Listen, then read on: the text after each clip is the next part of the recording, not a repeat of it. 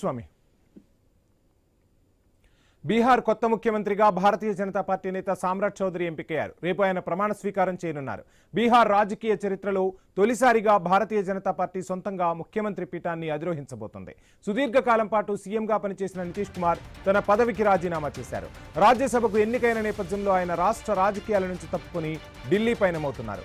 ఇదే సమయంలో బీహార్ రాజకీయాల్లో సరికొత్త అధ్యాయం మొదలైంది. బీజేపీ నేత సామ్రాట్ చౌదరి ముఖ్యమంత్రిగా బాధ్యతలు చేపట్టబోతున్నారు.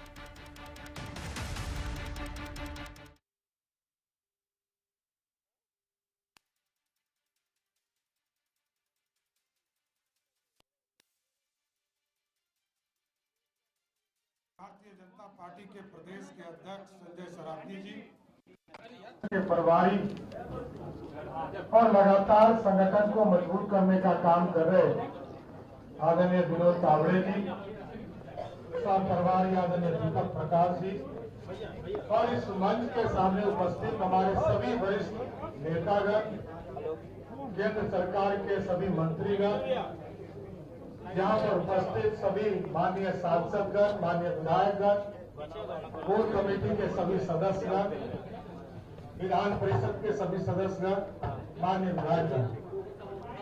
आज साथियों, ये मेरे लिए जीवन में भारतीय जनता पार्टी ने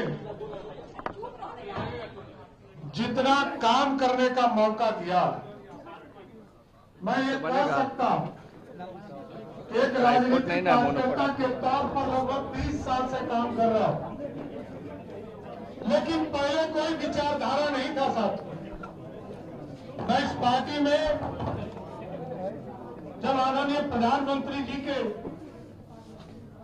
विचारों से इस पार्टी के साथ जुड़ा, आदरणीय कैलाश जी के साथ भी कुछ समय कब के लिए काम किया था।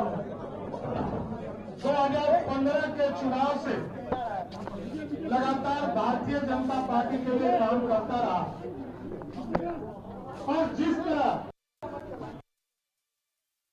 प्रदेश में पदाधिकारी के तौर पर రైట్. ఇక బీహార్ కొత్త ముఖ్యమంత్రిగా బీజేపీ నేత సామ్రాట్ చౌదరి ఎంపికయ్యారు. రేపు ఆయన ప్రమాణ స్వీకారం చేయనున్నారు. బీహార్ రాజకీయ చరిత్రలో తొలిసారిగా భారతీయ జనతా పార్టీ సొంతంగా ముఖ్యమంత్రి పీఠాన్ని అధిరోహించబోతోంది. సుదీర్ఘకాలం పాటు సీఎంగా పనిచేసిన నితీష్ కుమార్ తన పదవికి రాజీనామా చేశారు. రాజ్యసభకు ఎన్నికైన నేపథ్యంలో ఆయన రాష్ట్ర రాజకీయాల నుంచి తప్పుకుని ఢిల్లీ పయనమవుతున్నారు. ఇదే సమయంలో బీహార్ రాజకీయాల్లో సరికొత్త అధ్యాయం మొదలైంది. బీజేపీ నేత సామ్రాట్ చౌదరి ముఖ్యమంత్రిగా బాధ్యతలు చేపట్టబోతున్నారు.